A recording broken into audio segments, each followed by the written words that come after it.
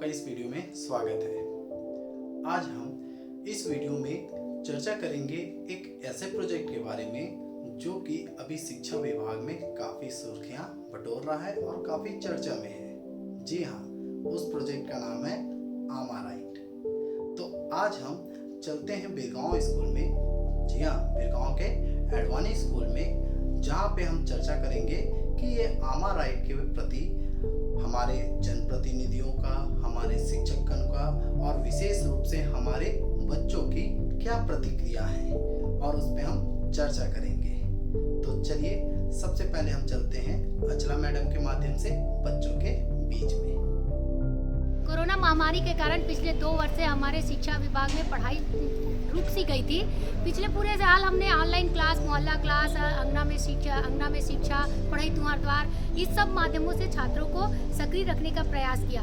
लेकिन कहा भी जाता है ना, जो सुना जाता है वो थोड़े समय याद रहता है, जो देखा जाता है वो और लंबे समय याद रहता है, और जो किया जाता है वो बहुत समय तक याद रखा जाता है। ठीक इसी प्रकार इस ग्रीष्मकालीन में एक प्रोजेक्ट आई है, आमा राइट प्रोजेक्ट, जो ये हमारे जिला शिक्षा अधिकारी एन बंजारा सर द्वारा लॉन्च की गई है, जिसको लोक शिक्षण संचालनालय ने पूरे प्रदेश में जारी किया है। ये हमारे लिए हमारे बच्चों के लिए सक्रिय भागीदारी रखने के लिए बहुत बढ़िया साबित हो रहा है। और आइए अब छात्र छात्राओं के बीच चलते हैं, उनके विचार जानते हैं आमा राइट के बारे में। मैं नेहा शुक्ला, मैं क्लास 12th की मैथ्स की स्टूडेंट हूँ। मेरे स्कूल का नाम Advani government higher secondary school है।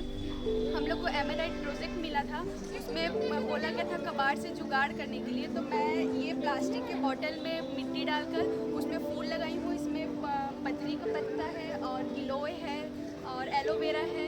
और मेरे पास जगह ज़्यादा नहीं था ये सब लगाने के लिए, इसलिए मैंने ये इसमें लगाया है। और ये बहुत अच्छे से देखिए बढ़ा भी है। मैं इसमें रोज़ पानी भी डाल रही हूँ।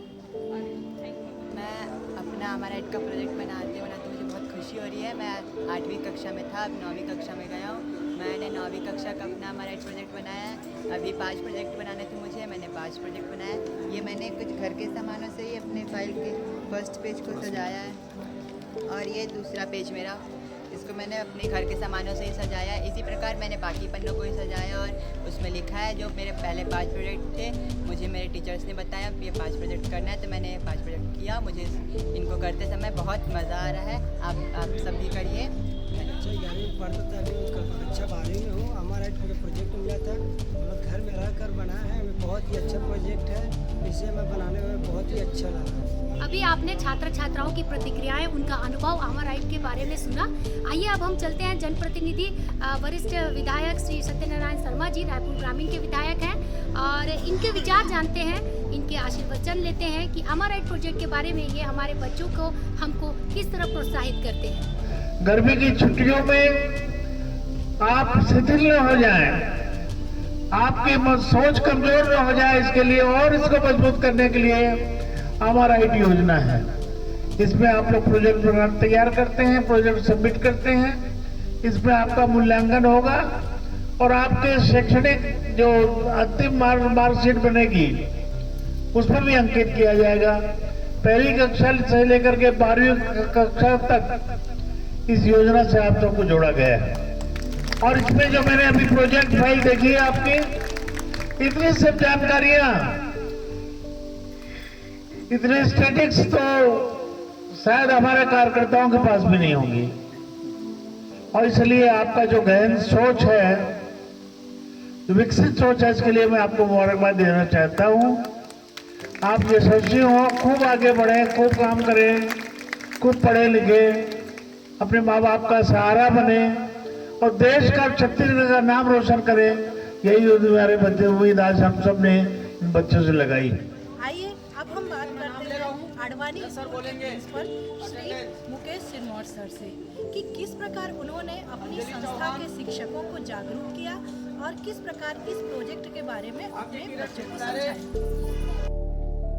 हमारा प्रोजेक्ट हमारे जिला शिक्षा अधिकारी महोदय द्वारा उनकी नवाचार और उनकी सोच है बच्चों के सर्वांगीण विकास और शिक्षा के मुख्य धारा में जोड़ने का एक बहुत अच्छा कदम है। सर्वप्रथम मैं इस योजना के लिए हमारे जिला शिक्षा अधिकारी महोदय श्री बंजारा साहब को पूरे शाला परिवार और बच्चों को से धन्यवाद देता हूँ, आभार व्यक्त करता हूँ।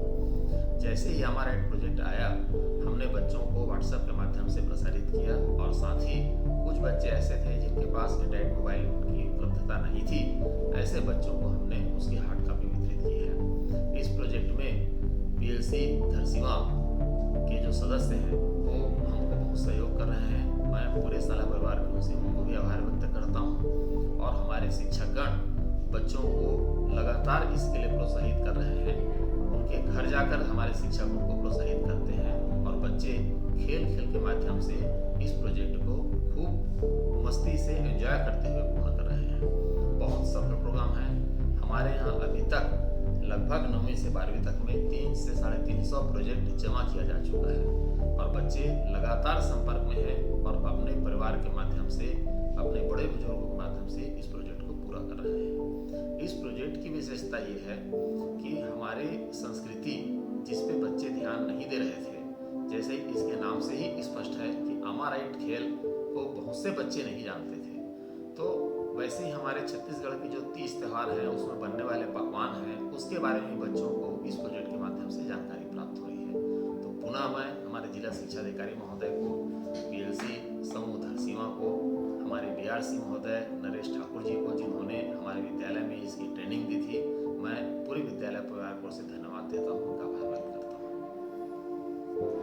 आइए अब हम बात करते हैं आडवाणी स्कूल के जन भागीदारी समिति के अध्यक्ष श्री आशीष दुबे जी से कि उनका इस अमाराइट प्रोजेक्ट के बारे में क्या विचार है। छत्तीसगढ़ शासन स्कूल शिक्षा विभाग के द्वारा ग्रीष्मकालीन अवकाश के समय में स्कूली बच्चों के बौद्धिक विकास के हेतु एक कार्यक्रम की शुरुआत की गई है जिसका नाम है अमाराइट। इस कार्यक्रम के माध्यम से बच्चे अपने घर में रह कर के ही, विशेष तौर से कोरोना के समय में बिना घर के बाहर निकले, छोटे छोटे प्रोजेक्ट के माध्यम से अपना बौद्धिक विकास कर सकते हैं। अभी 2 दिन पहले मैंने एक कार्यक्रम के समय देखा, कुछ प्रोजेक्ट थे बच्चों के। उन प्रोजेक्ट का अवलोकन करने के बाद मुझे ज्ञात हुआ कि ये बच्चे इसमें अपना बहुत ही अच्छा योगदान दे रहे हैं, बहुत ही इंटरेस्ट से इस कार्य को कर रहे हैं और निश्चित रूप से उनका बौद्धिक विकास हो रहा है। यह कार्यक्रम बहुत अच्छा है, इसके लगातार जारी रखने की आवश्यकता है। इस कार्यक्रम में जितने भी टीचर्स जुड़े हुए हैं उनका लगन भी स्पष्ट रूप से देखा जा सकता है और उन टीचर्स को और स्कूली बच्चों को बहुत बहुत साधुवाद है। उन्हें उज्ज्वल भविष्य की मेरी ओर से शुभकामनाएं। अब मैं आमंत्रित करता हूँ हमारे धरसीवा के सजग पीएलसी के अध्यक्ष श्री विजय तिवारी को और हम चर्चा करते हैं कि उन्होंने अमाराइट के लिए अपने जो समूह हैं उसे किस प्रकार से जागृत किया और किस प्रकार से वो बच्चों के बीच में ये अमाराइट प्रोजेक्ट लेके गए। अमाराइट प्रोजेक्ट जो है बहुत ही मनोरंजक एवं ज्ञानवर्धक प्रोजेक्ट है। इसमें ऐसे प्रश्नों को शामिल किया गया है जो हमारी सामान्य ज़िंदगी से जुड़े हुए हैं और ये प्रश्न हमको हमारे संस्कृति के नज़दीक भी लाते हैं और इन प्रश्नों के माध्यम से छात्रों में ऐसे कौशल का विकास हो रहा है जो उनके प्रतियोगी परीक्षाओं में भी उनके काम आएंगे। हमारी सजग पीएलसी के द्वारा इस प्रोजेक्ट के लिए ऑनलाइन कक्षाएं भी आयोजित की जा रही है जिसमें बच्चों से जुड़ी समस्याओं का समाधान किया गया है। हम आशा करते हैं कि हम सभी मिलकर इस अभियान को सफल बनाएंगे।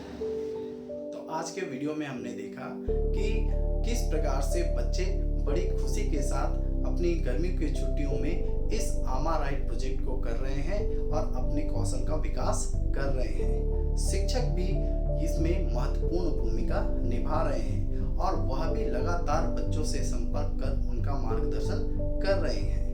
जनप्रतिनिधियों की भी इसमें बहुत ही सकारात्मक प्रतिक्रिया हमने देखी है।